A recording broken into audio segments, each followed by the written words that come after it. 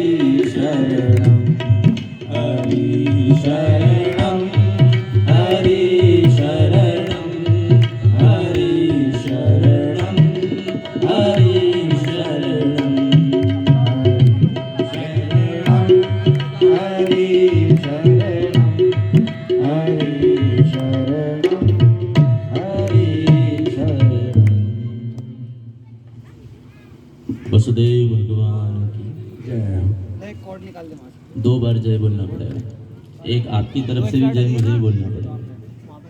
बोलो श्री कृष्णचंद्र भगवान की जय हो, जय हो। देखो, प्रथम दिवस की जो कथा है,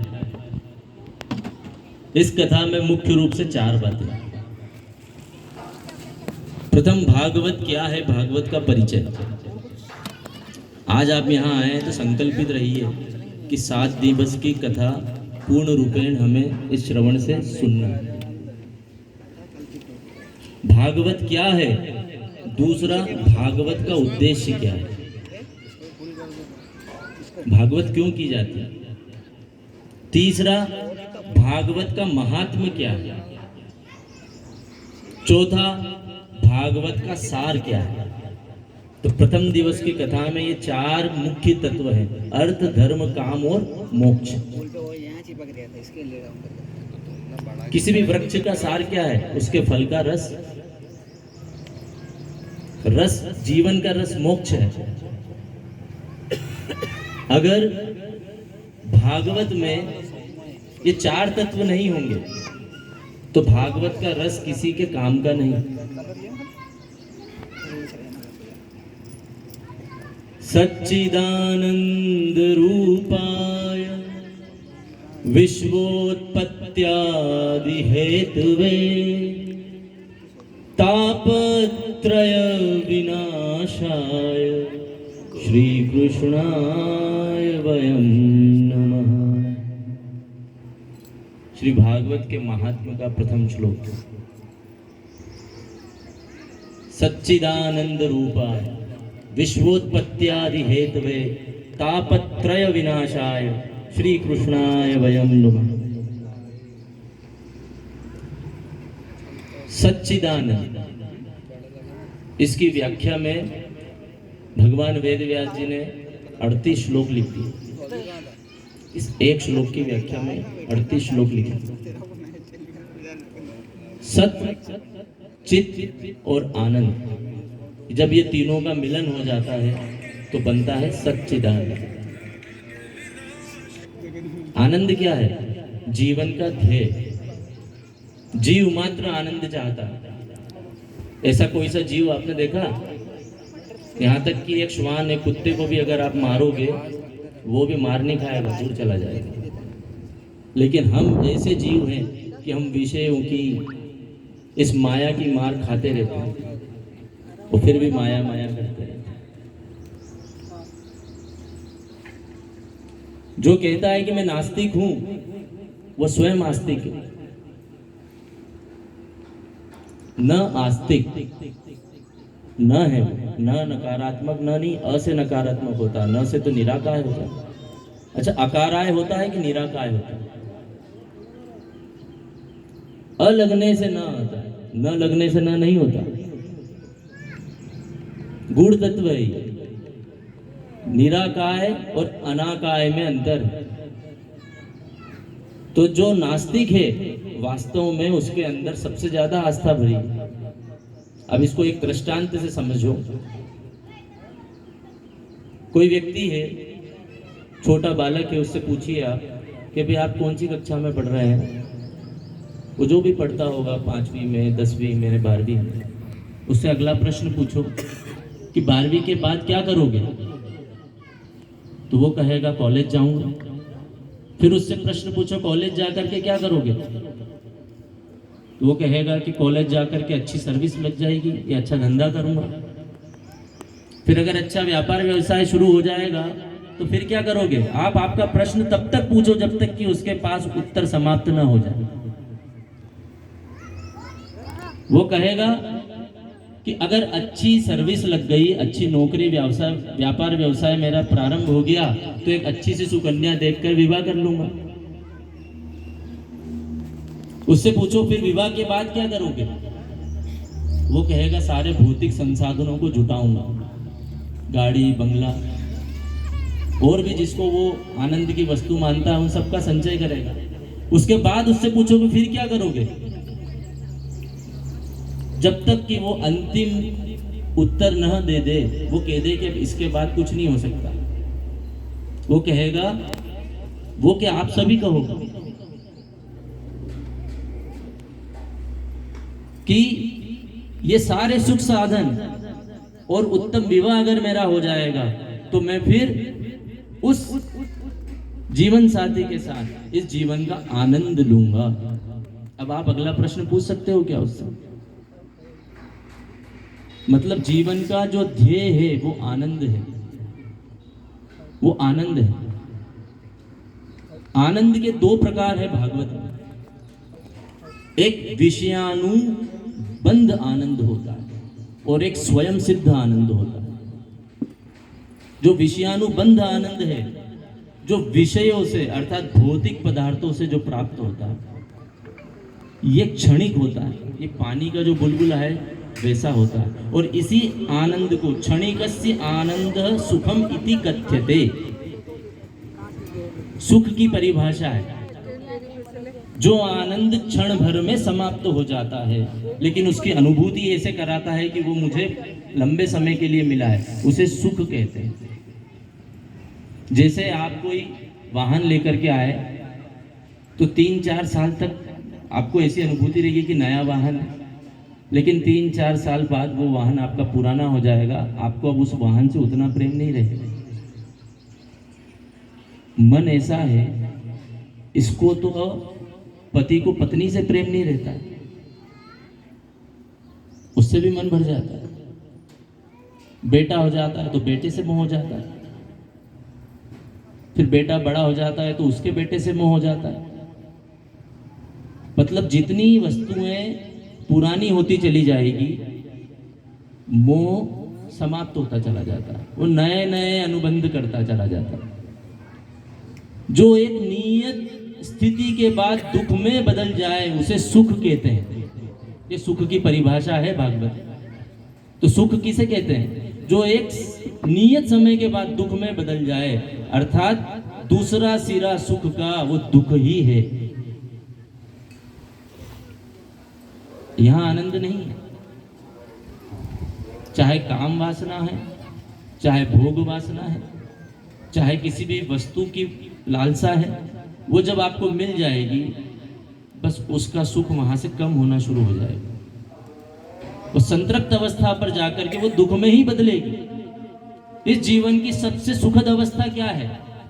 यौवन अवस्था। लेकिन इसका अंत कैसा है? वृद्धावस्था।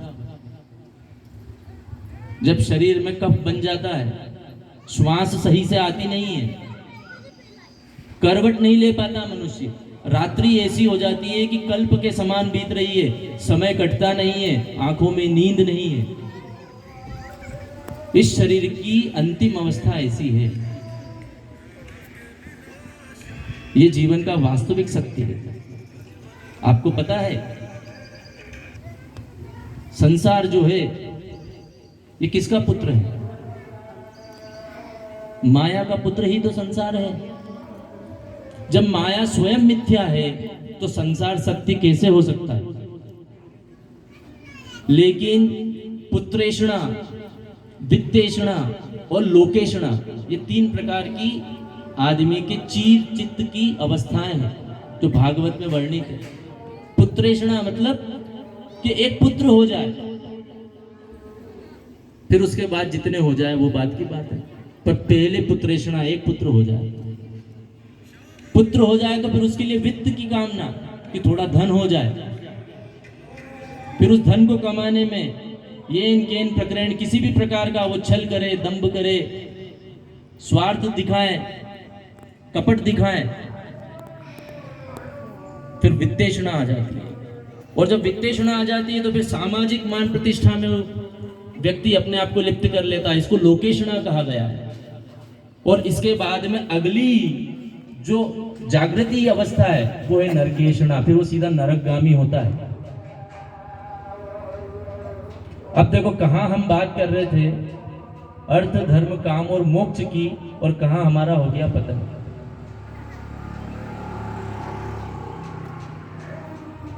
ये जो श्रवण इंद्री है ये विषयों का श्रवण जल्दी करती है। देखो भागवत मनोरंजन की कथा नहीं है। आप अगर मनोरंजन के उद्देश्य से भागवत में बैठे हो तो आपका भागवत श्रवण निष्फल हो जाएगा। भागवत मन को चाबुक लगाने की कथा है। मन को चाबुक लगाने की कथा भागवत है, मन का रंजन करने की कथा नहीं है। मन का अगर आपको रंजन करना है तो इस संसार, इस पांडाल से बाहर निकलो, हर जगह मनोरंजन बिखरा हुआ है। आपस में आप बातचीत करते हो, ये भी मनोरंजन का हिस्सा है। पर अगर आप भागवत की कथा पांडाल में आकर के अगर बातचीत करोगे तो फिर मन को चाबुक लगाना बहुत दुर्भर कार्य है।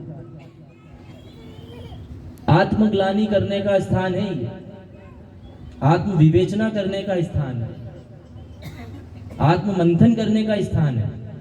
और कलयुग में ऐसा बहुत कम अवसर आता है जब आदमी आत्मचिंतन करके आत्म विवेचना करता है कि मैं कितना पापी हूं, कितना धूर्त हूं, कितना कपटी हूं। मन को जलाने की कथा है। जब तक मन जलेगा नहीं, सारे पाप कैसे भस्म होंगे। तो श्रीमद् भागवत महापुराण श्रवण नहीं करना है, मनन करना है। जब तक आप मनन नहीं करेंगे, आपके हृदय में अग्नि कैसे प्रज्वलित होगी। स्वयं स्वयं के सबसे बड़े उद्धारक हैं आप। इसमें एक प्रसंग आएगा आत्मदेव ब्राह्मण का। हम सब आत्मदेव ही तो हैं। जो अपनी आत्मा को इतना पुष्ट करे कि देवत्व को प्राप्त कर ले, वही आत्मदेव है। देखो, सत, चित और आनंद, तो हमें कैसा आनंद चाहिए? सदैव रहने वाला, और ऐसा आनंद जिसकी चेतना हमारे मस्तिष्क मन पटल पर सदैव विद्यमान रहे। ऐसा सत्य चित्त आनंद ही सच्चिदानंद कहलाता है। अर्थात कुल मिलाकर के हमें सच्चिदानंद घन परमेश्वर परमात्मा की ही शरण में जाना है। बोलो राधे राधे।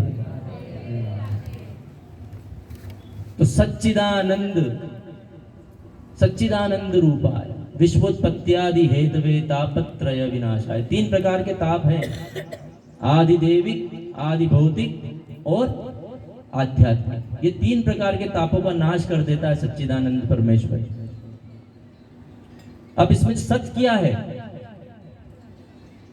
सत्य प्रकट रूप से सर्वत्र व्याप्त है, पर हमें चर्म चक्षु से दिखाई नहीं देता, क्योंकि चर्म चक्षु माया के अधीन है। हम जानते हैं हमारा उद्देश्य क्या है, हम जानते हैं कि हमें मनुष्य तन क्यों मिला है, हम जानते हैं मनुष्य तन की उपयोगिता क्या है, हम जानते हैं कि परमपिता परमेश्वर ही एकमात्र सत्य है, लेकिन हम सबको धता बता देते हैं। हमारे लिए परमेश्वर सेकेंडरी है, प्रथम अवस्था में परमेश्वर नहीं है हमारे लिए। देखो, लोकाचार है। कैसे लोकाचार? अभी आपने सिद्ध किया। जब कलश यात्रा निकल रही थी तब आपकी संख्या 2 गुना थी। वो लोकेशना है कि चलो चलो दिखी जाएगा तो पता चलेगा अपन भी गया था। यही तो लोकेशना है। लेकिन ये भूल गए, वहां तो दिख गए, लेकिन यहाँ ये जब देखने की बारी आ रही है तो इसको तो दिखाई नहीं दोगे। बहुत मुश्किल है साहब। एक मटका रहता है ना, मटका, वो भी चुमली पे टिकता है। पेन दो जरा सो है अपनो, डामाडोल करे। बस ऐसा ही मन है। इसलिए सत्य प्रकट रूप से सर्वत्र है, लेकिन जानते हुए हमें दिखाई नहीं देता है। और चित्त क्या है? चित्त तो मौन है। चित्त कैसे मौन है? क्योंकि बुद्धि पे आपको सब ज्ञात है, लेकिन वो बुद्धि बोल नहीं पाती है, वो मन की गुलाम है। इसलिए चित्त क्या है? मौन है। बड़ी मुश्किल से चित्त हिम्मत जुटाता है, तब जाके आप जैसे महानुभाव इस भागवत कथा में आ पाते हैं। मतलब आपके चित्त ने मन की बात नहीं सुनी।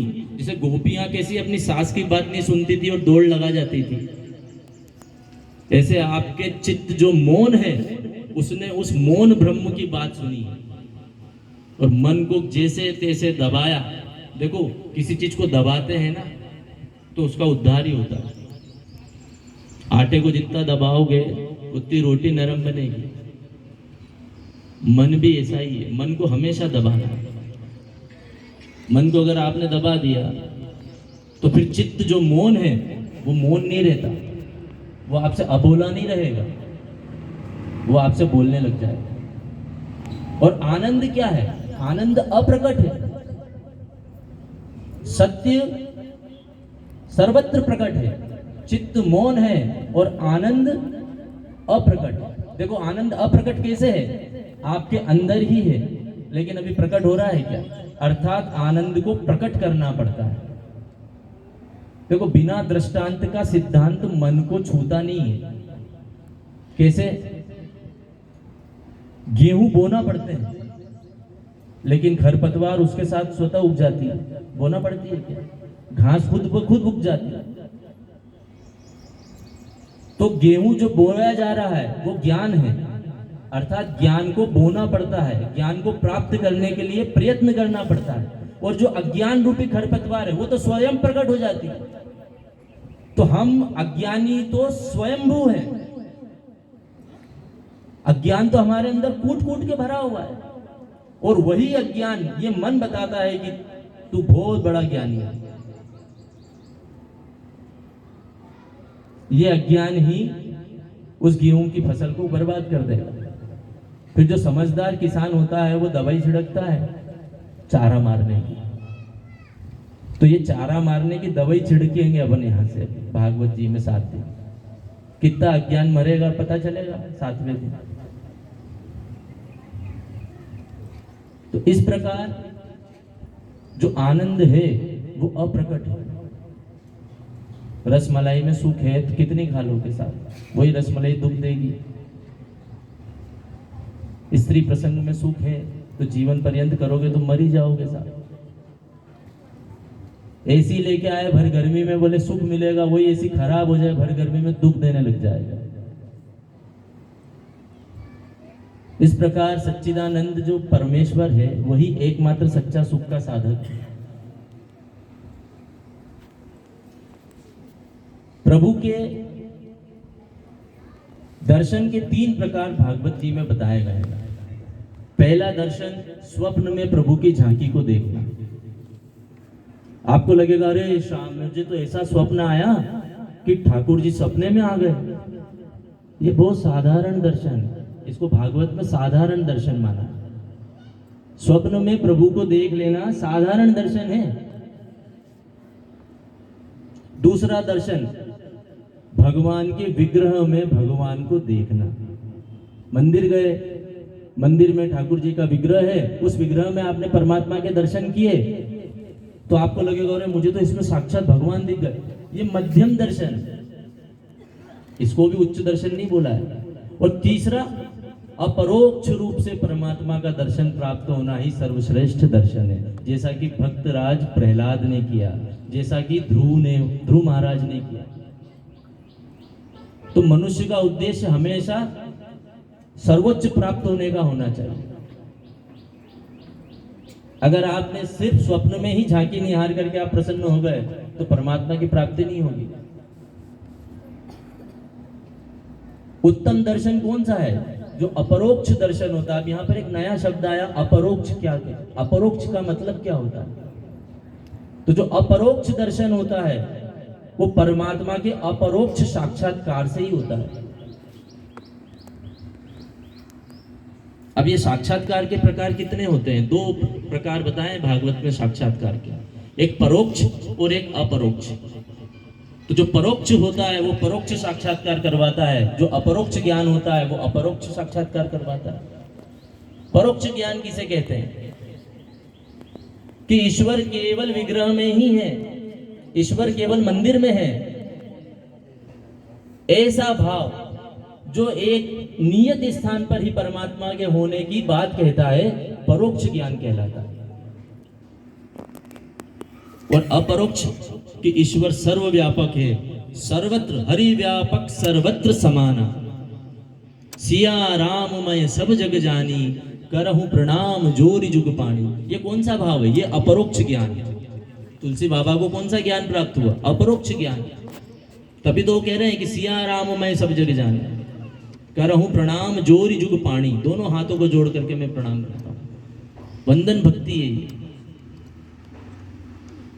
अपरोक्ष जो ज्ञान है कि प्रभु परमात्मा सभी में एक समान व्याप्त है। इसी को अद्वैतवाद कहा गया है। अद्वैत का सिद्धांत क्या कहता है कि सबसे पहले अपने अंदर परमात्मा का दर्शन करो। अहम ब्रह्मास्मि, मैं ब्रह्म हूं। आप भूले बैठे हो आपको, मुझे तो आप सब में ठाकुर जी का दर्शन हो रहा है। ऐसा भाव अगर आपका हो गया तो आपको तुरंत परमात्मा के दर्शन हो जाएंगे। लेकिन उस भाव पर अडिग रहना, स्थिर रहना, यह बड़ा मुश्किल काम, दुष्कर कार्य है। तो अपरोक्ष ज्ञान से ही परमात्मा का अपरोक्ष दर्शन प्राप्त होता है। परमात्मा अर्थात आत्मा की परम अवस्था, वो अंश है, हमारा अंश है कि हम अंशी हैं। हम परमात्मा का अंश है, वो हमारा अंशी है। जिस प्रकार समुद्र है, एक दृष्टांत दिया, एक समुद्र है, उस समुद्र में अथाह जल राशि भरी है। बादल उस समुद्र से जल को ले लेते हैं और अरबों बूंदों के रूप में इस पृथ्वी पर गिराते हैं। वो अरबों बूंद रूपी जो जल है वो हम सब हैं।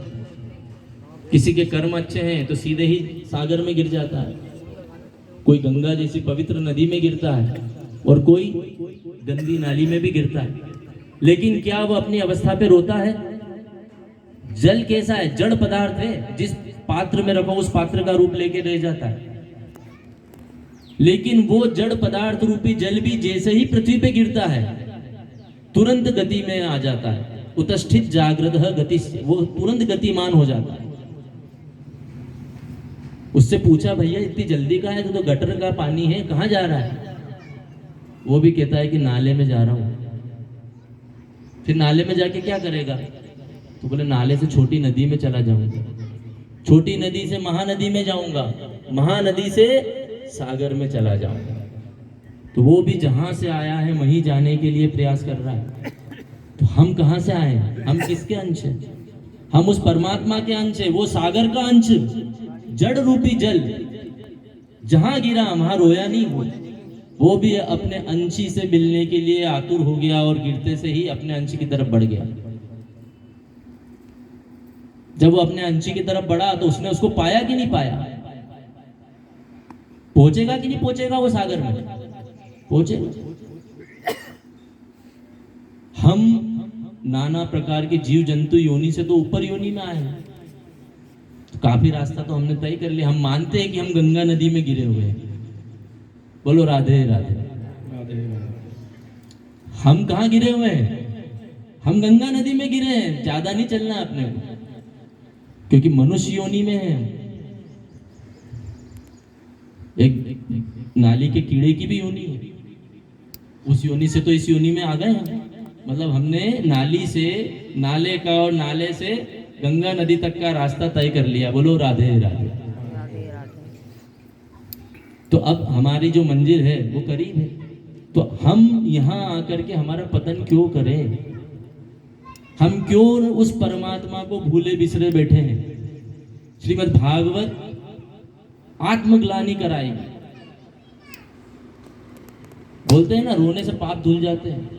अंतःकरण में मन मसोच जाना चाहिए कि मैंने बहुत गलत काम किया,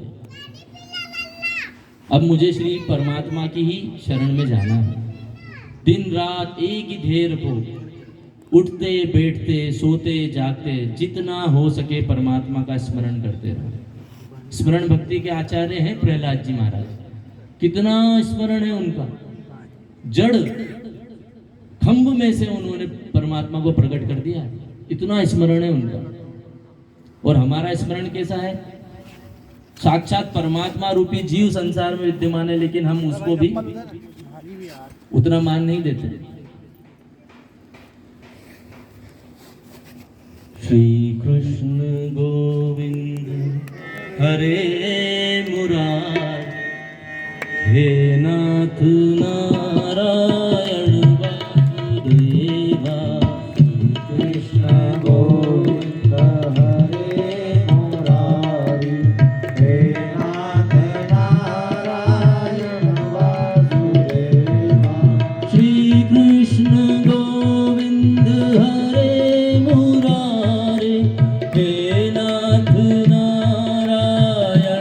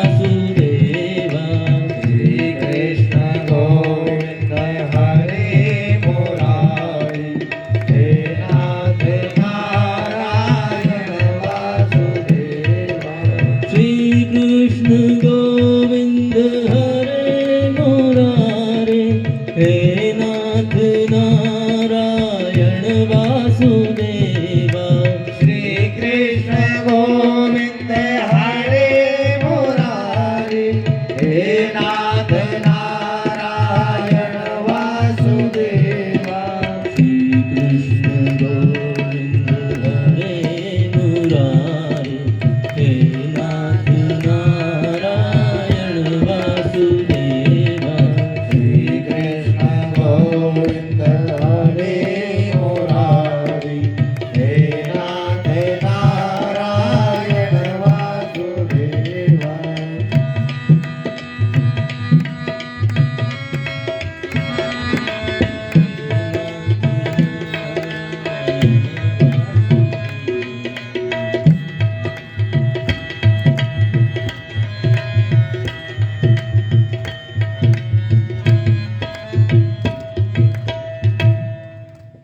देखो बीच बीच में संकीर्तन आवश्यक है।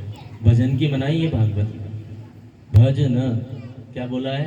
भजन शब्द खुद क्या कहता है? भज न। अच्छा, भजन की क्यों मनाही और संकीर्तन की मनाही क्यों नहीं है? उसका कारण है, भजन, भोजन और भोग ये तीनों एकांत की चीजें हैं।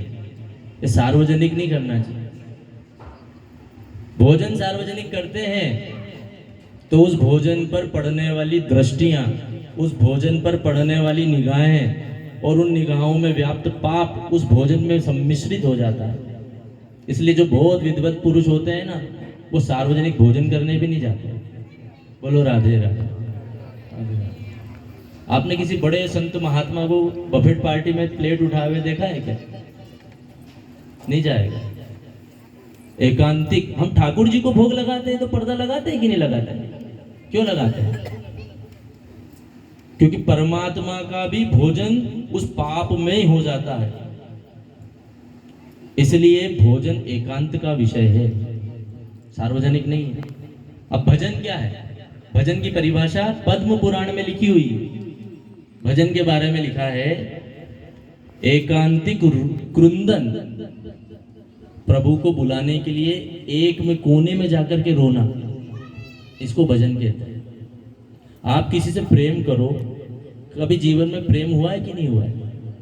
ये तो जो देखो, प्रेम की परिभाषा वही जान सकता है जो प्रेम में है। जब आपका प्रेमी आपसे प्रेम नहीं करे, आपसे नाराज हो जाए, तो कोने में जाकर के, कहीं दूर जाकर के रोने का मन करने लग जाता है। आपका पति आपसे नहीं बोले, आपकी पत्नी आपसे नहीं बोले और दोनों में बहुत प्रेम हो, आपका मित्र आपसे नहीं बोले, आपका पुत्र आपसे नहीं बोले और आपका उस पर बहुत प्रेम हो, तो आप कोने में जाओगे और खूब रोगे। बेटी की विदाई होती है ना, तो पिता कोने में जाके रोता है, क्योंकि सार्वजनिक रोएगा तो हंसी का पात्र बनेगा। इसलिए सार्वजनिक भजन करने से प्रभु की प्राप्ति नहीं होती। सार्वजनिक भजन करने से क्या होता है? सामाजिक आपको जो लोकेशना प्राप्त होने की होती है वो प्राप्त हो जाती है। अरे बहुत अच्छा भजन गाते हैं भैया, बहुत अच्छा भजन गाते हैं, बस वो सुख खत्म हो गया, यही मिल गया आपको। एकांतिक क्रंदन जो है, एक तरफ आपके और परमात्मा के बीच की बात है, उसको सार्वजनिक करने की आवश्यकता नहीं है। इसलिए भजन भी सार्वजनिक मनाही है। संकीर्तन होना चाहिए, कीर्तन होना चाहिए, सिर्फ भगवान के ही नामों का पुनरावरण, बार बार भगवान का नाम, बार बार भगवान का नाम, एक शब्द अनर्गल नहीं है कीर्तन में। और भोग एकांत में ही होना चाहिए। अगर सार्वजनिक भोग होगा तो वो व्यभिचार कहलाएगा। अगर वो भोग 100 लोग उसको देख रहे हो तो क्या व्यभिचार हो जाएगा? इसलिए भजन, भोजन और भोग ये सिर्फ एकांत, जहां पर उसे कोई देखे ना। भागवत में 3 प्रकार के मार्ग, वेदों में 3 प्रकार के मार्ग हैं, ज्ञान मार्ग, कर्म मार्ग और भक्ति मार्ग। अब देखो, जो ज्ञान मार्ग है, भागवत के उद्देश्य की कथा यहां से प्रारंभ होती है। जो ज्ञान मार्ग है वो उपनिषदों का मार्ग है। किसका मार्ग है? उपनिषदों का। उपनिषद किसे कहते हैं? वेदों की समाप्ति उपनिषदों से होती है, इसलिए उपनिषदों को वेदांत कहा गया है। उपनिषद क्या है? वेदांत है, जहां पर वेदों का क्या होता है? समापन होता है। और उपनिषदों की भाषा अति गूढ़ है, साधारण मनुष्य की समझ से बाहर है। जो मनुष्य माया ही माया करता है, वो कहां से मायापति की भाषा को समझेगा? इसलिए ज्ञान मार्ग बड़ा दुष्कर है। ज्ञान मार्ग से प्रभु की प्राप्ति इस कलयुग में बहुत दुष्कर कार्य है। दुराध्याम्यो नीति ममः, नारद जी ने कहा है दुराराध्यो नीति मम, बहुत कठिन है, बहुत ही कठिन है। दूसरा कर्म मार्ग है, जिसको आप लोग कहते हैं ना कि अपने काम से काम करो तो भगवान मिल जाएंगे। ये तो तलवार की नोक पे चलने जैसा है। ये ज्ञान मार्ग से भी कठिन मार्ग है। कैसे? क्योंकि कर्म में आपको कर्म की परिभाषा ही नहीं पता है, कर्म किसे कहते हैं। शतम विहाय भोक्तव्यम सहस्त्रम स्नानम आचरेत लक्षम विहाय दातव्यम कोटि त्यक्तवाम हरि भजे। 100 काम छोड़ करके नहाओ, शतम विहाय भोग, 100 काम छोड़ के भोजन करो, 1000 काम छोड़ करके नहाओ, 1,00,000 काम छोड़ करके दान करो और करोड़ों काम छोड़ करके हरि भजन करो। अब आप तो एक भी काम छोड़ते ही नहीं हो। शाम को रात को 9 बजे दिया बत्ती कर रहा है दुकान पे, बोले 9 बज गई अभी क्यों कर रहा है? अरे साहब आज तो फुर्सत ही नहीं मिली, ग्राहकी इतनी थी। करोड़ों काम छोड़ के हरि कैसे भजेगा? कर्म मार्ग से तो ईश्वर की प्राप्ति नामुमकिन है, उसे कर ही नहीं सकता। अब अंतिम मार्ग कौन सा है? भक्ति मार्ग। अब भक्ति मार्ग में भी अवस्थाएं हैं। संतों की जटाएं जमीन से लग गई है, लेकिन परमात्मा की प्राप्ति नहीं हुई। भक्ति के 3 प्रमुख अंग हैं। कितने अंग हैं भक्ति के? 3 अंग हैं भक्ति के। पहला अंग क्या है? पहला अंग है प्रेम। दूसरा अंग क्या है? दूसरा अंग है ज्ञान और तीसरा अंग है वैराग्य। जब ये तीनों का सम्मिश्रण होता है तभी भक्ति हंसती है, अन्यथा भक्ति काम की नहीं। लोग कहते हैं ना भोले का भगवान है, तो वो भोले की परिभाषा समझ लो पहले कि भोला किसको कहा गया। जिसको नर और मादा में अंतर नहीं पता हो, जिसको पुरुष और स्त्री में अंतर नहीं पता, वो भोला है। जिसको सुख और दुख में अंतर नहीं पता है, वो व्यक्ति भोला है। जिसको ज्ञान और अज्ञान में अंतर नहीं पता है, वो व्यक्ति भोला है। जिसको मित्र और शत्रु में अंतर नहीं पता है, वह व्यक्ति भोला है। ऐसे व्यक्ति का भाव परमात्मा स्वीकार करते हैं और 99.99% लोगों का भाव ऐसा नहीं है। इसलिए उनका भोले का भगवान उनके लिए नहीं है। हम कहते हैं ना कि फूल नहीं तो फूल की पाखड़ी से काम हो जाएगा। हम जानते हैं फिर भी हम पाखड़ी चढ़ा रहे हैं, इसलिए हम भोले नहीं हैं, हम तो धूर्त हैं। हमने परमात्मा को भी अपनी चालबाजियों में लपेट लिया। वेदों के कुल 4 भाग हैं। पहला भाग है संहिता, दूसरा भाग है अरण्यक, तीसरा भाग है ब्राह्मण और चौथा भाग है भाष्य। संहिता किसे कहते हैं? ऋषि मुनियों के द्वारा परमपिता परमेश्वर की तपश्चर्या करके जो अनुभूतियां उन्हें प्राप्त हुई, उसको उन्होंने जो संग्रह किया, वो सब संहिताएं कहलाती है।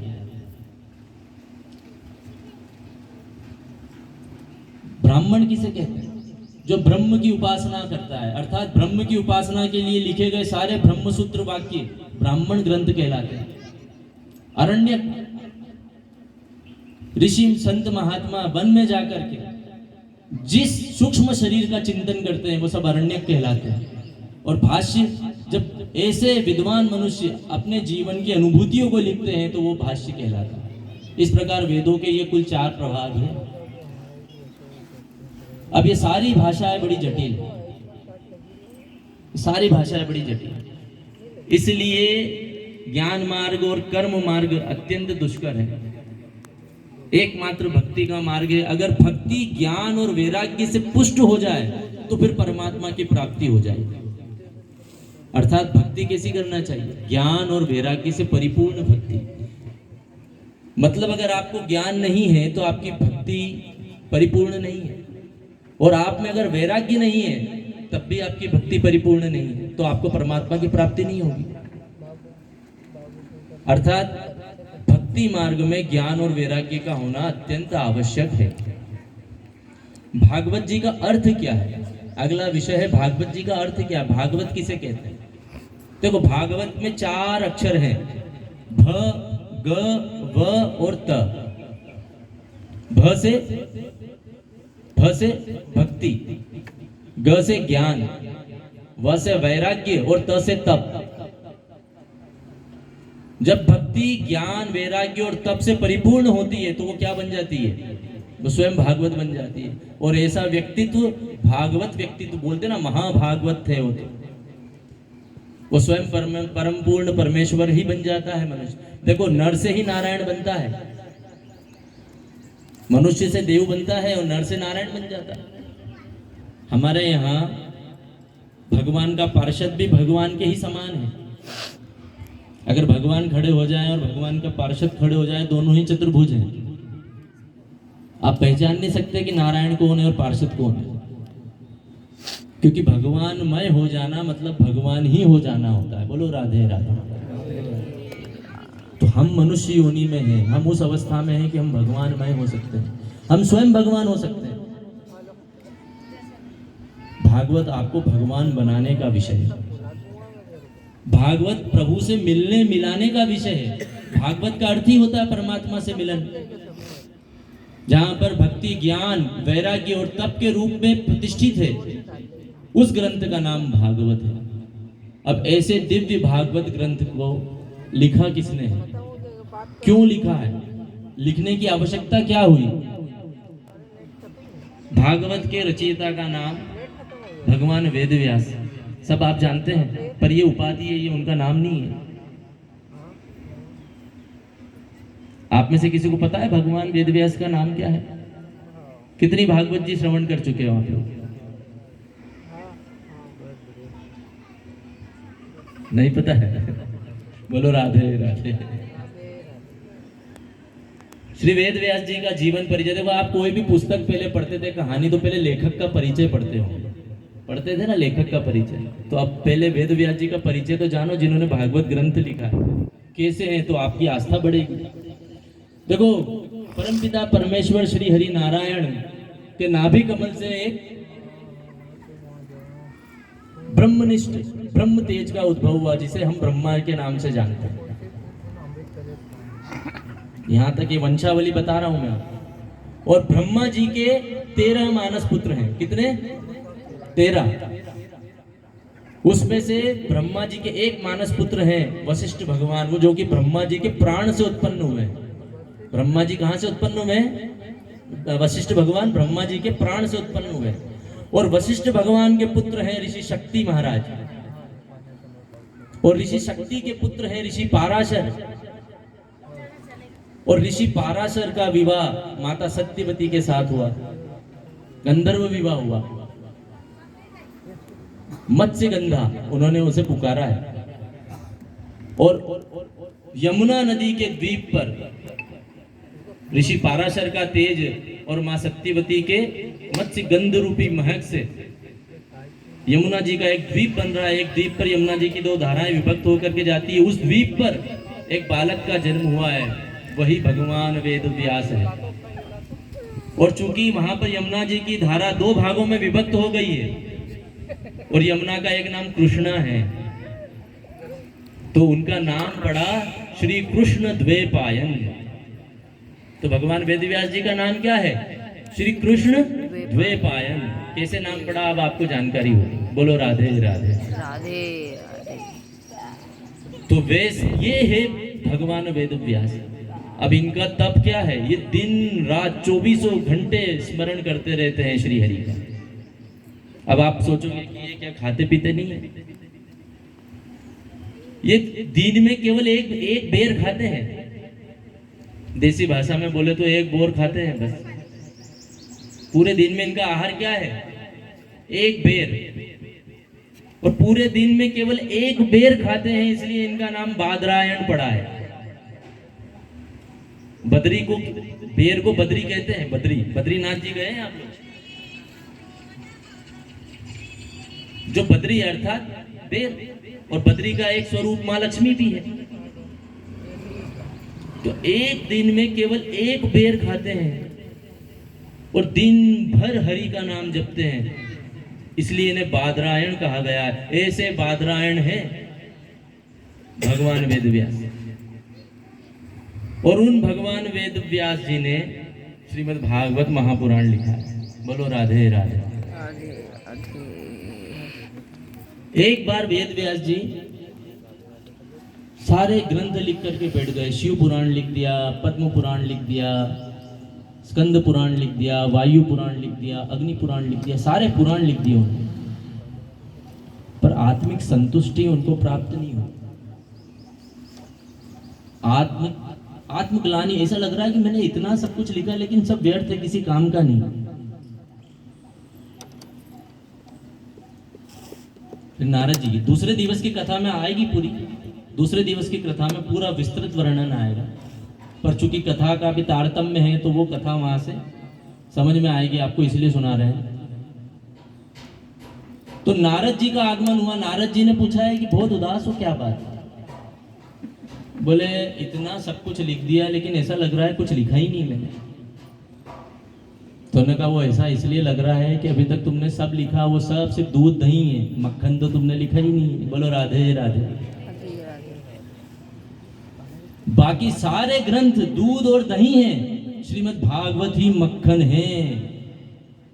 चाहे वो शिव पुराण हो, चाहे वो विष्णु पुराण हो, चाहे वो आपका मत्स्य पुराण हो, कूर्म पुराण, ऐसा लिखने वाले खुद ही लिख रहे हैं।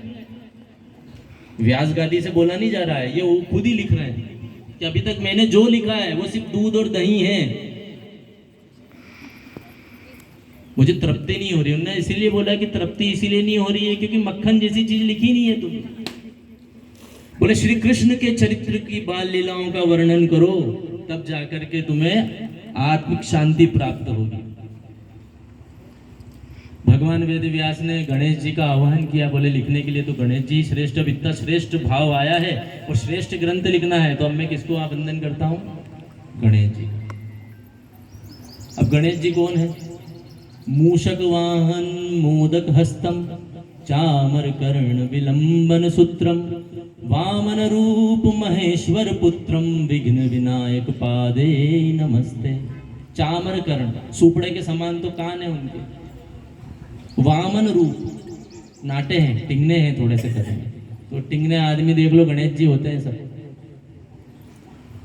वामन रूप महेश्वर पुत्रम, भगवान महेश और मां गौरी के पुत्र हैं।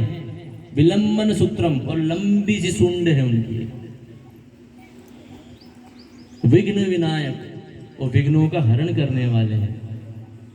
ऐसे गजानन गणपति जी को हम बारंबार नमस्कार करते। बोले गजानन गणपति महाराज की जय हो, जय हो।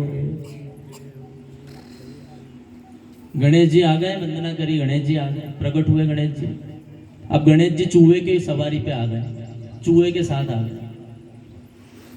अब आपको पता है चूहा क्या करता है?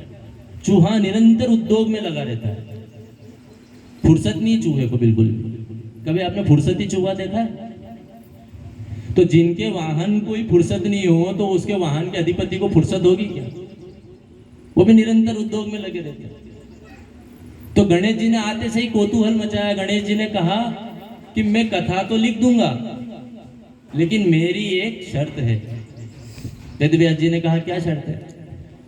बोले मैं ये शर्त है कि आप जरा सा भी एक पल के लिए भी रुके तो मैं वापस चला जाऊंगा। मतलब पूरी कथा आपको बोलते ही रहना, मैं लिखते ही रहूंगा, मेरा हाथ रुकना नहीं चाहिए। अब वेद व्यास जी को मैंने अभी आपको परिचय दिया है। वेद व्यास जी भी कोई छोटी मोटी हस्ती है, भगवान का अवतार है।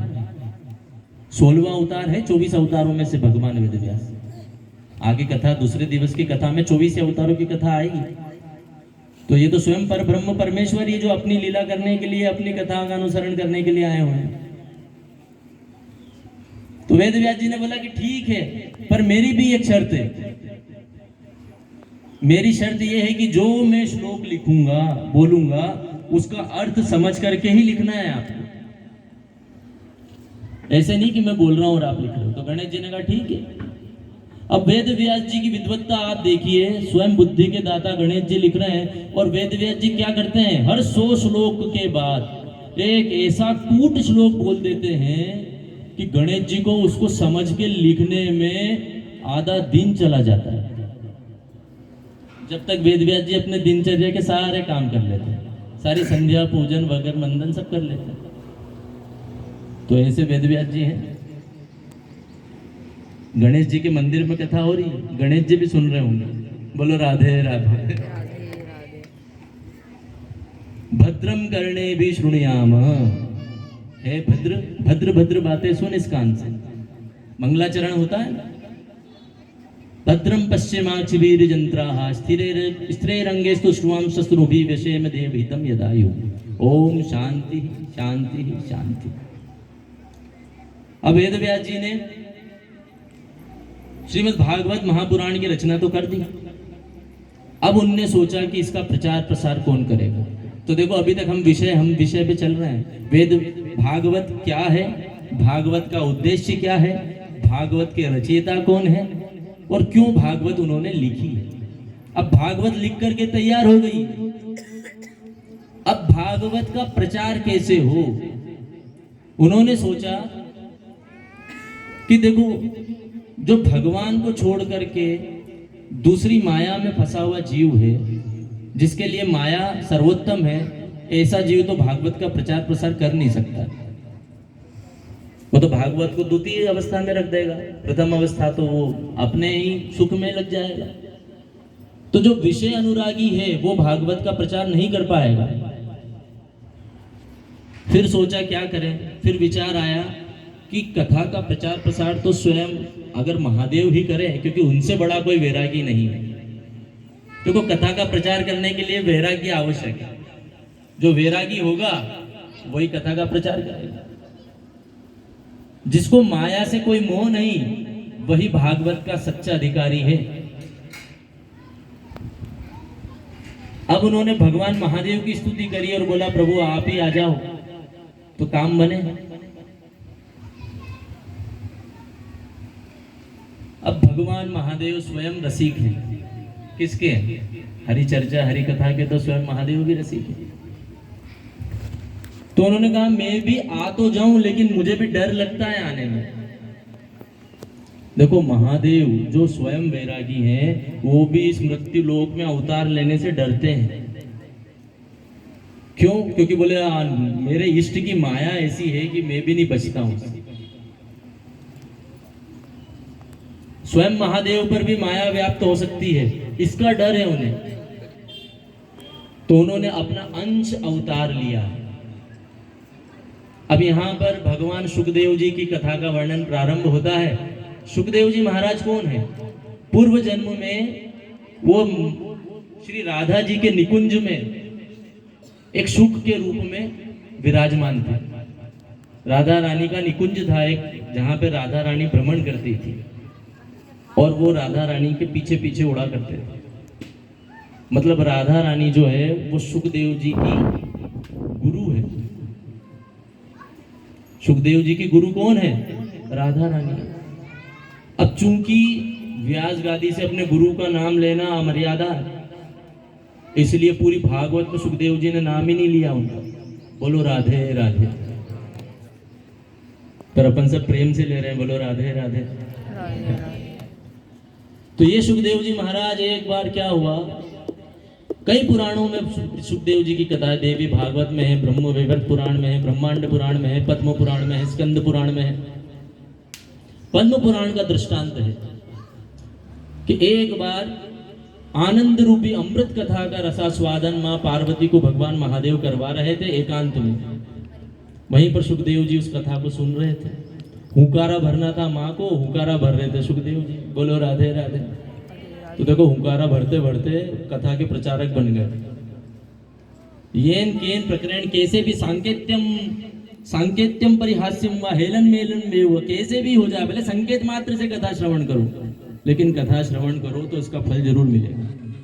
सुखदेव जी महाराज जब कथा को श्रवण कर रहे थे, हुंकारा भर रहे थे, महादेव का एकदम ध्यान गया कि देवी तो सो गई है, ये हुंकारा कौन भर रहा है। क्रोध में आकर के उस शुक के पीछे गए हैं। उड़ता हुआ वो शुक महर्षि वेदव्यास जी के आश्रम में आया। आप देखो अमरकंटक अमरनाथ में कथा हो रही है और बद्री विशाल में भगवान वेदव्यास जी का आश्रम है, सरस्वती नदी के किनारे, जो दूरी ज्यादा है नहीं। मां अरणी को उबासी आई और शुक ने सूक्ष्म रूप किया। अमृत कथा सुन ली थी। सुखदेव जी को भागवत ने तो अमर माना है। मैं यहां से ये कहता हूं कि भागवत कथा में राजा परीक्षित भी अमर है, और जो जो इस कथा में रम गया वो सभी अमर है। बोलो राधे राधे।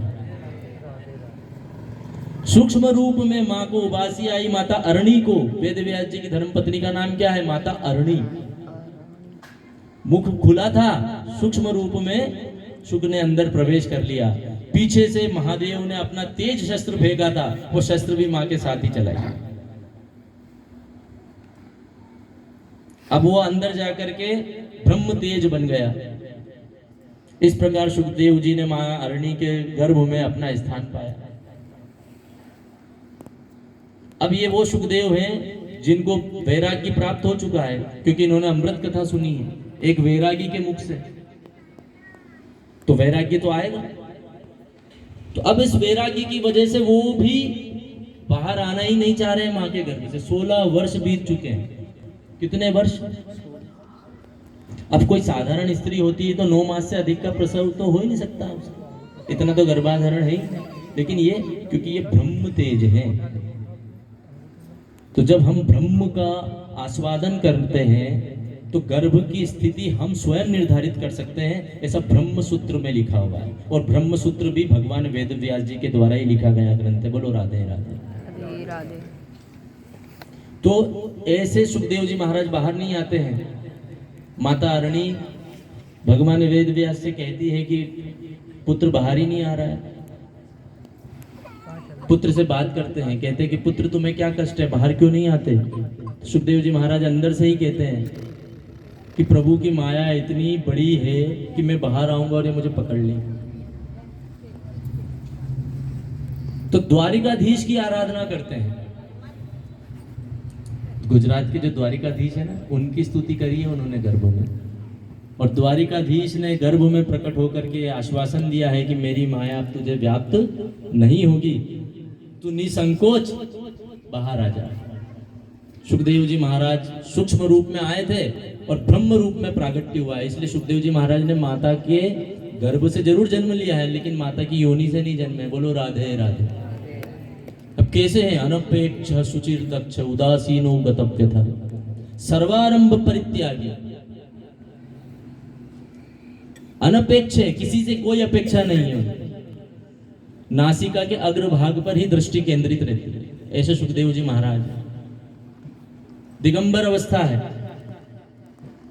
स्त्री और पुरुष के शरीर का भेद नहीं जानते कि स्त्री का शरीर क्या होता है, पुरुष का शरीर क्या होता है। उदासीन है, उनको कोई लेना देना नहीं है। अपने काम से काम, एक ही काम, हरि श्री हरि श्री हरि। अच्युतम केशवम कृष्ण दामोदरम राम नारायणम जानकी वल्लभम। अच्युतम केशवं कृष्ण दामोदरं जानकी वल्लभं जानकी वल्लभं। अच्युतम केशवम कृष्ण दामोदरम राम नारायणम जानकी वल्लभम। केशवं कृष्ण दामोदरं राम नारायणं जानकी वल्लभम्। अच्युतम केशवम कृष्ण दामोदरम राम नारायणम जानकी वल्लभम। अच्युतम केशवं कृष्ण दामोदरं राम नारायणं जानकी वल्लभम्। अच्युतम केशवम कृष्ण दामोदरम राम नारायणम जानकी वल्लभम। अच्युतं केशवं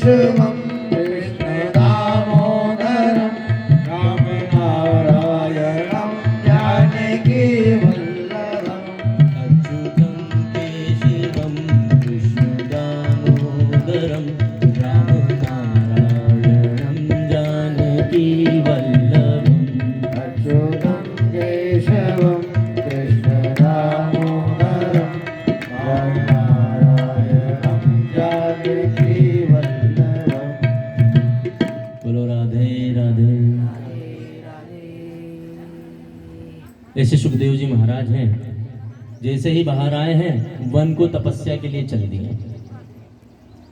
बताओ बालक बड़ी मुश्किल से हो। अच्छा, वृद्धावस्था में पुत्रेषणा जागी थी वेदव्यास जी को। वृद्धावस्था में उनकी पुत्रेषणा का एक उद्देश्य था कि मेरा पुत्र धर्म कार्य में लगे, तो भगवान ने उस पुत्रेषणा को भी ठीक माना। लेकिन हमारी जो पुत्रेषणा है वो क्या है कि बेटा हो तो धंधा संभालेगा, बेटा हो तो कमा के लाएगा। हमारी ये पुत्रेषणा नहीं है कि बेटा हो तो धर्म का कार्य करेगा। धर्म कार्य करने जाए तो टांग खींच देंगे उसकी, बुढ़ापे में करना है। और बुढ़ापे में होता है, जो बूढ़े हो गए उनसे पूछो क्या बुढ़ापा इतना आसान है? कलश यात्रा में इधर से घूम गए थे तो 50 माताएं सोचने लग गई थी, अरे इधर किधर घूमी क्या ये, यही तो दिख रही तो सामने पंडा। हुई की थी नहीं ऐसी स्थिति, तड़कों भी बहुत बड़ी रही है, तो ये स्थिति हो जाती है। हाथ पांव जवाब दे जाते हैं, श्रवण शक्ति कमजोर हो जाती है, राम का काम सुनाई देता है। बोलो राम तो सुनाई देगा काम। तो ऐसी स्थिति में क्या हरि भजन होगा और क्या कथा का मर्म समझेगा आदमी। 16 वर्ष की आयु किशोर अवस्था है, ब्रह्म तेज चेहरे पर है, ब्रह्मनिष्ठ है, सीधे निकल दिए वन में। यम प्रव्रजन्तमनुपेतमपेत कृत्यम द्वैपायनो विरह कातर आजुहाव पुत्रेति तन्मयतया तर्वोऽभिनेदुस् तं सर्वभूत हृदयं मुनिमानतो।